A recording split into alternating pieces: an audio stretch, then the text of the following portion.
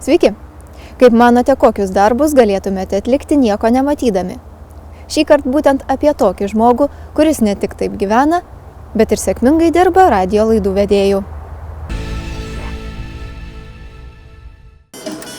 Vienas iš senesnių Nedos kūrinių čia Regovitus radijo eteryje lietuviškos muzikos laidoje. Daina Viskas, ko man reikia. 15 minučių lieka iki 13 valandos.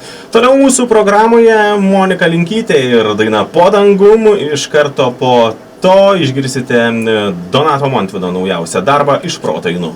Kone kasdien girdėdami linksmus ir pozityviai nusiteikusius radijo laidų vedėjų balsus, nė nesusimastome, kokios asmenybės yra šie žmonės ir kaip jie dirba su studijos įranga. Nesusidūrusiems su darbu radijuje gali atrodyti, jog studijos įranga ir kompiuterinės programos yra labai sudėtingos. Taip ir yra, susipainioti tokiame darbe yra išties nesunku. Tačiau Regovitus radijo laidų vedėjas įrodė, jog turint svajonę išmokti galima visko, net ir dirbti radijuje, nepaisant to, jog niekada nesimatė transliacijos pulto. Radijo stotyje aš dirbu 15 metų ir tai jau dabar man 33, tai galima sakyti, kaip draugas mano juokiasi vienas pusę gyvenimo. Nors radijo laidų vedėjas Vidas Mekionis vaizdų nemato nuo 6 metų, jis yra dėkingas likimui, jog bent jau gali atsiminti spalvas, kurias dar spėjo išvysti vaikystėje. Liga buvo paveldima ir anksčiau matydavau, aišku, nematydavau taip, kaip sakyti, gerai, kaip visi 100%, bet atsimenu spalvas iš vaikystės. Na, yra tų prisiminimų iš tikrųjų, ne taip, kad yra žmonių, kurie nemato, tarkim, nuo gimimo, tai nieko ir negali papasakoti, atsiminti. Aš atsimenu, tarkim, spalvas, atsimenu, yra, sakau, išlikę tų prisiminimų, o viskas buvo taip, kad tiesiog operacija po operacijos, operavo ir Maskvoje, ir, žodžiu, ir Kaune daug teko pas gydytojus lankytis, ir vis dėlto taip jau buvo, kad uždegimas po uždegimo ir visai nusilpo tos akys, maždaug 6 metai man tada buvo. Kažkiek šviesas, šešėlius, tarkim, einant per gatvę, nereikia man sakyti, kad bratelis ir panašiai, laiptai, o yra kam reikia ir tai pasakyti.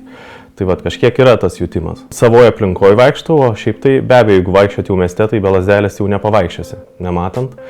Tai aš vieną šiaip jau kol kas, bent jau kol man to neprireikė, nevaikštau, nes yra iš tikrųjų, kas su kuo vaikščioti kol kas ir tiesiog pakankamai ir į darbą, tarkim, einam su žmona ir viską, žodžiu, pakeliui taip jau gaunasi, kad neprireikia man tos lazdelės kol kas. Aišku, jeigu reiktų, tai manau, kad ir tikrai išmokčiau. O kad susigyvenau su to, tai taip, iš tikrųjų, nes kitko nieko kaip ir nebeliko. Tai tiesiog teko kabintis į gyvenimą. Na ir dabar, iš tikrųjų, ką šiuo metu turiu, tai džiaugiuosi. Turiu ir darbą, ir, kaip sakyt, turiu ir žmoną, ir nėra ko skųsti. Na, iš tikrųjų, ta vaikystė tokia, daktarai, operacijos visokiausios, tikrai taip jau nėra, kad jau taip malonu prisiminti va tuos būtent dalykus. O šiaip tai, kaip ir visi vaikai, lankiau ir darželį ir turėjau draugų daug kažkaip, tai paskui pradėjau lankyti mokyklą Vilniuje. Tai buvo speciali aklųjų silpnaregių mokykla, kur ir dabar yra. Na ir mokiausi tenai, pabaigiau 9 klases. Na ir, žodžiu, taip jau viskas gavosi, kad 8 klasėje pasiūlė man vesti diskotekas, nes visada domėjausi muziką nuo pat vaikystės. Na ir sėdau prie pulto iš tikrųjų, maždaug kažkaip tai buvau girdėjęs, kas tai yra per daiktas. Išmokau prie mygtukų, dar toks buvo pakankamai paprastas pultas, tuo metu tai kokie buvo 1997 metai. Na ir grojau už kasečių dar jau tuo metu, prieš tai dar, pamenu, kažkas ir iš juostų grojo. Va, tai pradėjau vesti diskotekas, tada buvo Panevėžyje Aukštaitijos radijas. Tai pakankamai jis buvo tuo metu populiarus. Ir, na, tiesiog su vienu draugu buvome įkūrę fan klubą. Ir tiesiog pasiūliau direktoriui, sakau, gal galėčiau pabandyti rašyti, vesti kažkokią laidą. Na ir ką, įrašėm. Aišku, nebuvo taip viskas paprasta, man buvo 15 metų, tai šiek tiek buvo aišku, kad reikėjo vėl pertaisyt, vėl perrašyti, kol išėjau į eterį, bet tai maždaug truko apie keletą gal mėnesių, kuomet jau išėjo laida į eterį. Na ir tada viskas prasidėjo, iš tikrųjų, darbas radijuje. O tai mane jau iš tikrųjų labai užkabino tas radijas. Tada aš išėjau iš mokyklos, iš 9 klasės pabaigęs. Na ir paskui iš tikrųjų nesigailiu, kad tai padariau, nes prasidėjo mano darbas radijuje. Tada pradėjau mokytis Panevėžyje su visais, kaip sakant, sveikaisiais vakarinėje mokykloje, kitaip vadinant, suaugusių mokymo centre. Na ir ten pabaigiau 12 klasių, bet dirbdamas tuo pačiu, pamenu, išeidavau į darbą po 7, tai kitame radijuje tada jau pradėjau dirbti, kur ir dabar darbuoju. Apie 7 išeidavau iš namų, grįždavau, kad ir apie 10. Kavos atsigeri, taip nemažai būdavo, kokie 5 puodeliai per dieną. Žodžiu, taip ir gyveni. Bet iš tikrųjų tai tokie smagus visai prisiminimai. Na, Aukštaitijos radijui tai man draugas padėjo prie pulto. Na ir po truputėlį aš paskui jau pradėjau dirbti čia radijo stotyje, aklų ir silpnaregių radijuje. Na ir tada padėjo kolega, dar dirbo. Ir buvau, aišku, diskotekose dirbęs prie pulto, tai ten maždaug nelabai kas ir keičiasi. Tik kažkiek daugiau mygtukų buvo, galbūt ir panašiai. Aišku, tada buvo dar sudėtinga, grodavom dar iš kompaktinių diskų. Tai buvo tikrai toks įdomus darbas, kas dirbo jį kažkada, tai manau tikrai žino tą dalyką. Tai, žodžiu, turi pakeisti dainą po dainos. Ne taip kaip dabar, kompiuteris jau groja, gali palikti ir išeiti kur nors kavos gerti. Ar panašiai. O tada būdavo iš tikrųjų, grodavom iš kompaktinių diskų. Paskui, aišku, atsirado kompiuteris, tada vėlgi teko mokintis. Nes šiaip kompiuteriai, nematantiems, yra kalbanti programa.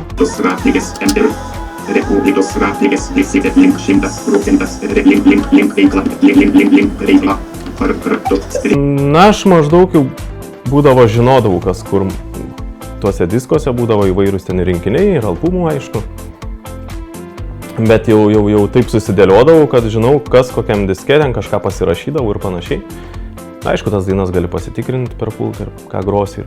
Vidas Mekionis pripažįsta, jog dabartinė kompiuterinė pulto programa naudotis būtų kur kas sudėtingiau, jei ne specialios kalbančios programos, padedančios atlikti norimus veiksmus. Tačiau ir tam, kad dirbtum su specialia programa, reikia mokytis ir visgi klausytojų atsiliepimai ir paskatinimai leidžia jausti tai, jog Vidas yra savo kelyje. Kompiuteryje yra kalbanti programa, kuri viską sako, pavyzdžiui, kas ekrane yra. Ta viską skaito, tai gali naudotis ir internetu, ir Facebooku, ir taip pat be abejo radijai dirbti. Tai tiesiog išmokau su programa, kuri dirba eteryje, kuri groja muziką. Pasėdėjau ir naktimis, bet užsispyriau ir išmokau, kad galėčiau eiti į eterį, nes, aišku, vėlgi nebuvo taip viskas paprastas, vėlgi su kompiuteriu. Tai va, ir viskas, ir aš dabar dirbu su kompiuteriu. Ir iš tikrųjų, bet kur, kaip sakant, bet kuriame radijuje ir man reikia tik tai susinstaliuoti tą programą ir aš galiu dirbti. Kai bus gyvenime, tai bus iš tikrųjų, bet dabar iš tikrųjų yra tas dalykas, kad ir mes transliuojame internetu. Tai netgi sulaukiu įvairiausių žinučių ne tik iš Lietuvos, ten, žodžiu, draugai per draugus turbūt dalinasi tą radijo stoties nuorodą. Ir tikrai smagu jaučiasi, kad yra tas klausomumas ir internetas. Tikrai, kaip daug kas sako, visagalis, nes anksčiau tas bent jau aklųjų silpnaregių radijas būdavo per radijo taškus dar senais laikais. Dabar jau transliuojam ir internetu. Aš eterio metu tai skambinu paprasčiausiu telefonu. Dabar yra kalbantis telefonai jau, aš jį turiu, bet eteryje tai yra paprastas telefonas, tiesiog Nokia aparačiukas. Ir anksčiau, kuomet nebuvo kalbančių, tiesiog naudodavausi paprastu aparatu, tiesiog mygtukiniu, aišku. Nes dabar jau išmanieji tai yra kalbantis, bet su išmaniuoju, aišku, jeigu jis nekalba, tai nepasinaudos, bet su mygtukiniu tai jokių problemų, gali surinkti numerį, gali atsiliepti, tik tai, aišku, nematai, kas skambina. Ir o dabar, tarkim, kai yra kalbantis telefonas, kurį aš turiu asmeninį, tai visada pasako, kas skambina, žinutės perskaito ir jau netgi yra išmanieji telefonai, kuriais irgi naudojasi daugumą iš nematančių. Psichologiniai kompleksai yra daugybė žmonių problema. Kompleksuoti priverčia įvairios aplinkybės, ypač kai esi kitoks nei daugelis. Dar sunkiau, jei tas kitoniškumas išties sukelia tam tikrų nepatogumų. Vidas Mekionis teigia, jog jo sėkmę gali įtakoti ir įgimtas noras veržtis pirmyn. Tačiau vien noro nepakanka. Dirbti ir mokytis yra būtina visiems, o dėl kartais apgailėtino negalią turinčių žmonių statuso, jie iš dalies yra kalti patys. Tai netgi yra ir pažįstamų, kuriems sakau, žodžiu, kad ir vienas pažįstamas sako, aš kompleksuoju, žmonos norėčiau žmoną turėti ar draugę, žodžiu, bet kompleksuoju kažkaip. Ką aš galiu patarti iš tikrųjų? Tiesiog nereikia užsidaryti, nereikia kompleksuoti, bet turbūt ne visiems taip aišku išeina, kaip man. Aš tai esu pakankamai optimistas, nes jeigu toks nebūčiau, turbūt man būtų labai sunku, nes esu žmogus nenustykstantis vietai, aš negaliu taip užsidaryti ir sėdėti ar 4 sienų, man reikia kažko naujo, kažko ieškoti visada ir gyvenime kažkokių naujovių ir panašiai. O tokiems žmonėms tikrai sunku, nes netgi aš kartais ir susiginčiu su tokiais žmonėmis, nes jie galvoja, kad nieko neįmanoma, kai aš sakau, žiūrėk, viskas įmanoma, aš dirbu radijuj, ir kaip sakyti, ir žmoną turiu, ir draugių niekada netrūko man. Tai tada atsako, tai tu. Tai sakau, ir tu tai gali, bet aukščiau nosį ir, žodžiu, kaip sakoma, į priekį, bet dėja iš tikrųjų. Bet patys žmonės iš tikrųjų, kai kurie tokie ir sudaro klaidingą įspūdį apie, tarkim, nematančių žmonės, ar ne? Jeigu mano, kad tiesiog jie kompleksuoja, tai ir, žodžiu, ir paskui žmonės ir galvoja, kad visi užsidarė, sėdi namuose, jie nieko nesugeba. Iš tikrųjų viską galima padaryti, aš irgi, kad ir namuose, dalinamės tos buities darbus visus, pavyzdžiui, žmona daro valgyti, aš plaunu indus, tvarkomės kambarius kartu, irgi dalinamės, aš ten dulkes valau, pavyzdžiui, jinai plauna kambarius ar atvirkščiai, žodžiu, iš tikrųjų viskas įmanoma ir aš galbūt, aišku, nesu tas toks mėgėjas valgį daryti, bet irgi, jeigu norėčiau, tikrai daryčiau, nes pažįstu, kas cepelinus gamina, taip kad čia viskas yra įmanoma, tik tai, aišku, reikia užsispyrimo ir noro. Vidas Mekionis yra dėkingas visiems, ko ne kasdien gelbstintiems ir palaikantiems, tačiau pagrindiniu vedliu visgi laiko savo stiprybę ir tikina, jog kiti panašaus likimo žmonės neturėtų užsisklęsti. Bendrauti galbūt norės ne visi aplinkiniai, tačiau anksčiau ar vėliau tokių tikrai atsiras. Aš tiesiog žmonas savo sutikau mokykloje, aš ten, žodžiu, bandžiau eiti į vieną mokyklą, pabaigti, žodžiu, tą mokyklą, bet ir sutikau žmoną, iš tikrųjų tenai, susipažydom, susibendravom ir taip ir viskas prasidėjo. Aš tai manau, kad pradžioj galbūt, su kuo aš pabendrauju, būna taip, kad aš ir paklausiu po kiek laiko, sakau, kaip tau, ar ten keista atrodė, galbūt neįprasta. Iš tikrųjų visokių žmonių yra, tarkim, kad pasako, gal šiek tiek galvodavai ten, kaip ten elgtis, kažkaip ir panašiai. Bet kai kurie atsako, kad iš karto kažkaip normaliai viskas. Tai tiesiog, jeigu būdavo visaip iš tikrųjų, tais laikais dar senais, tekdavo netgi radiją pažintise, susipažinti, susitikti. Pasakydavo, aišku, iš karto telefonu, kad nematau. Dažniausiai būdavo, kad sutikdavo susitikti. Aišku, būdavo tokių dalykų, kad aš čia skubu, neturiu laiko, iš karto nueina po kiek laiko. O būdavo, kad susibendrauju ir iš tikrųjų daug ir draugių buvo tuo metu. Tai teko ir draugyščių visokių buvo, tai žodžiu, priklauso labai nuo žmogaus iš tikrųjų. Vieni reaguoja vienaip, kiti kitaip. Bet kaip aš sakau, tas nematymas, tai toks nepatogumas, sakyčiau, daugiau. Bet čia vėlgi priklauso, manau, daug kas nuo žmogaus vidaus, nes kitas žmogus visai būna, kad ir sveikas, atrodo gražus ir panašiai, bet irgi nesiseka susirasti antros pusės ir panašiai dėl kitų priežasčių, ko gero, dėl savo vidinių priežasčių, charakterių ir panašiai. Regovitus radijuje galima išgirsti įvairių temų, ko ne apie viską. Ir nors sunku patikėti, tačiau aktualijas Vidas Mekionis kartais randa socialiniuose tinkluose bei naujienų portaluose. Tiesa, kiek kitaip nei mes. Aš irgi taip pat skaitau, tik tai, kaip sakiau, ta kalbanti programa yra. Aišku, jums paprašiau, nes tiesiog galima atsispausdinti iš karto, tarkim, ir perskaityti viską, ar ne? Truputėlį man sudėtingiau dėl to viso užsirašymo, daugiau aš laiko sugaištu. Bet iš tikrųjų, svarbiausiai, kad viską skaito, irgi skaito visoks portalus ir visą informaciją susirenka. Aš pats įvedu šiaip įvairiausias laidas pas mus radiją, tai ir pramoginių yra laidų, ir informacinių, tarkim, kas mūsų klausosi visoje Lietuvoje, internetu žodžiu, tarkim, iš Aklųjų sąjungos daugelio narių, tai visada stengiuosi paruošti Lietuvos aklųjų ir silpnaregių sąjungos savaitės naujienas. Šiaip tai įvairias temas rengiu, įvairias laidas, įvairiomis temomis, apie sveikatą kažką. Daugelis negali be horoskopų, visada kiekvieną rytą rytinėje laidoje jos ruošiu. Taip pat eteryje, kas iš tikrųjų daugeliui labai patinka, tai skambučiai. Skambinu tiesioginėme eteryje, rytais kažką pažadinu, pasveikinu, papokštauju kartais. Tai galima tokiu būdu pasveikinti draugus mūsų eterėje, tai tas dalykas yra pakankamai populiarus, sveikinimų laidos. Ir pageidavimų, kūrinių pageidavimų ir panašiai. Pasak Vido Mekionio, šiuo metu antro radijo stotyje dirbančio ir tokią regėjimo negalią turinčio žmogaus jis nežino. Ir nors nuolat kalbėti radijo eteryje bei rengti kitą informaciją nėra lengva, Vidas tikisi, jog tai yra skirta būtent jam. Žinau, kad Kaune vienas vyrukas dirbo, buvo toks radijas irgi, ir silpnaregių, bet jisai paskui, uždarė tą radijo stotį. Ir jisai šiaip nekalbėdavo, bet dirbdavo iš techninės pusės prie kompiuterio, išleisdavo visas laidas. Kompiuteris, jisai viską sudėdavo ir panašiai. O šiaip bent jau toks radijo laidų vedėjas, kiek žinau, kol kas aš vienintelis Lietuvoje.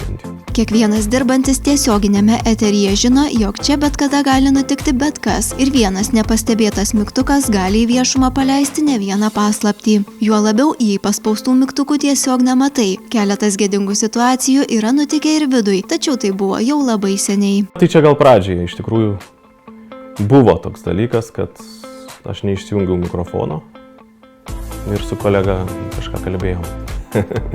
Tai buvo... Paskui išmušė raudonis mane, kai pažiūrėjau, kad tas mygtukas nepaspaustas buvo. Atspaustas ir panašiai. Tai kad buvo pradžioje, gal dabar tai aišku, visada stengiuosi žiūrėti, kad taip neatsitiktų. O geriausiai tai studijoje nesikeikti, svarbiausiai. Radijo laidų vedėjas Vidas Mekionis bendrauja su klausytojais, rengia bei skaito informaciją ir netgi montuoja. Tad kaip ir daugelis žiniasklaidos darbuotojų dirba nuo ankstyvo ryto iki vakaro. Mano darbo diena prasideda maždaug apie 7:30, aš jau būnu čia studijoje. Ir tuomet susirinku informaciją. Ja tiesiog kai kurią sumontuoju. Šiaip tai pagrindė laidos tiesioginės yra, bet yra dalykų, kuriuos reikia sumontuoti. Ir taip ir prasideda iš tikrųjų nuo to informacijos rinkimo viso, nuo paruošimo. Iš tikrųjų, kai kas mano, kad sako, kas čia yra tau radijui, kodėl tu čia taip anksti ateini. Iki 10 prasideda laida, bet iš tikrųjų, kol viskas susirenkia, susidėlioji muziką, o muzika irgi visada yra atnaujinama dažnai. Tai tas laikas iš tikrųjų akimirksniu praeina ir aš nepajunti, kai ateina 10 ryto ir jau tu sėdi dirbti į tiesioginį eterį. Reikia turėti ką pasakyti. Iš tikrųjų, nemėgstu kaip per radiją, kalbama bet kas ir kai kurie būna atsisėda ir matosi, kad nepasiruošia visiškai laidai. Aš noriu daryti viską profesionaliai, kad tikrai atrodytų taip, kad kad žmonės girdėtų tinkamą informaciją ir kaip sakyti, bet ko kalbėti nemėgstu. Pasak Vido, jis dirba išties nuoširdžiai ir myli tai, ką daro visus 17 metų, o visi praeities iššūkiai jau atsipirko su kaupu. Tai ir darbas ir tuo pačiu įdomus darbas, malonumas ir vis kažką naujo sutinki, žmonių pasikvieti kažką į studiją. Iš tikrųjų susipažįsti. Įdomu. Su tais darbais iš tikrųjų nėra taip jau paprasta.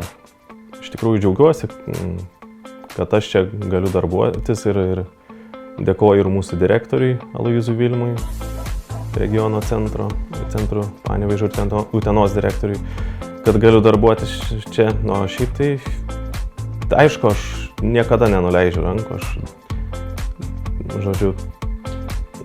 šiek tiek ir papildomų darbelių turiu. Taip kad galima tikrai, tik reikia norėti. Aišku, būna žmonėm ir nesiseka, bet svarbiausiai nenuleisti rankų, aš manau. Visada vadovausiu savo galvą iš tikrųjų kažkaip, tai nuo vaikystės, turbūt nuo paauglystės, gal pasakyčiau taip. Nes, buvo ir tėvai prieštaravo, nevažiuok tu iš Vilniaus, būk tenai, ką aš ten galvoju veiksiu. Jeigu aš čia pradėjau dirbti radiją, man tai buvo viskas iš tikrųjų. Pabaigiau čia vakarinį ir iš tikrųjų, čia pabaigęs irgi ir teko susidurti ir tarp visiškai sveikų žmonių mokytis ir tikrai ir padėjo žmonės ir panašiai ir tikrai buvo fainų ir gerų žmonių, pasakyčiau taip. Ir taip, kad tikrai nereikia bijoti, nereikia kompleksuoti, manau, reikia eiti į priekį ir iš tikrųjų pats džiaugiuosi, kad turiu tos patirties. Gal kam neįtikėtina, bet šiaip, tarkim, iš nematančių ne tik aš, bet yra kas važinėja su dviračiu.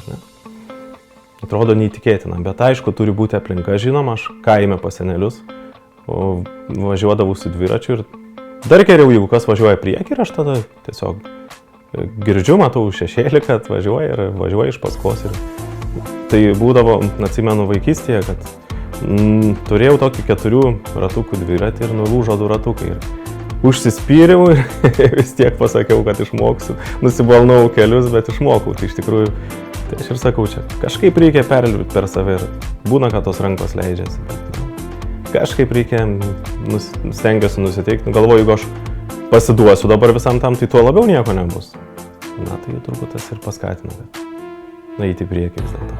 Sunku kažką įsivaizduoti į priekį, kaip ten bus gyvenimas parodys, bet radijas tai yra man visas gyvenimas turbūt, nes jame ir iš tikrųjų daug laiko labai praleidau. Taip, kad šioje srityje patirties tikrai turiu, taip, kad kol kas ateityje apie kažką kitką negalvoju.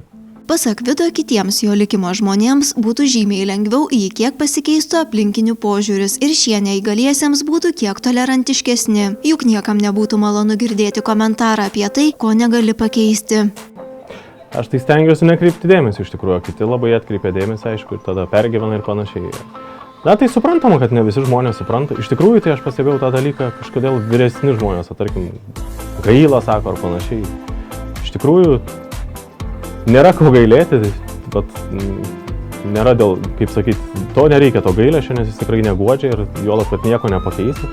O su jaunesniais žmonėm kažkaip paprasčiau yra. Aš pats turiu reginčių draugų, pažįstamų tikrai daug ir jokių problemų nėra iš tikrųjų. Aš manau, kad tikrai už nematymą yra daug blogesnių dalykų, kai žmogus kaustytas prie lovos ir panašiai. Bet čia jau man taip atrodo, aišku. Kad, tikrai yra būna blogiau žmonėms, o iš tikrųjų, kaip prie to, kaip priprasti kitiem, kas labai perkvina, aš nežinau, tiesiog reikia kažkaip save perlaužti, turbūt persilaužti. Vidas Mekionis teigia, jog visuomet yra atviras visiems besikreipiantiems, tad norintys visai nesunkiai gali susisiekti ir paklausti patarimo, jei tik mano, jog šis žmogus galėtų padėti. Bebaigiant pokalbį, vyras prisipažįsta, jog kartais ir jam būna sunku, tačiau ragina visus nepamiršti, jog kiekvienoje situacijoje gali būti ir blogiau, tada ir verta liūdėti. Aišku, aš nesakau, kad man taip yra, kaip sakyti, gerai. Aišku, kad aš norėčiau matyti, ir taip, kaip pasakius. Bet tiesiog tenka su tuo susitaikyti. Jeigu kalbant apie draugus, tai visada ir aš pats kartais būna irgi. Netaip jau man čia paprasta viskas ir sunku būna. Ir kartais liūdna būna dėl vienų ar kitų priežasčių. Tai visada vieni kitų patarimų pasiklausim. O jeigu apie nepažįstamų žmonės, būna ir radiją parašo, pavyzdžiui, ir skambina. Dažniau parašo. Bet kažkokio patarimo. Pasiklausia, būna visaip. Tikimės, jog Vido istorija jums įrodė, kad valia yra kur kas stipresnė už likimo sugalvotas kliūtis. O kitoje laidoje kviečiu žiūrėti moters istoriją, kuri, kaip teigia medikai, įveikė neįveikiamą ligą.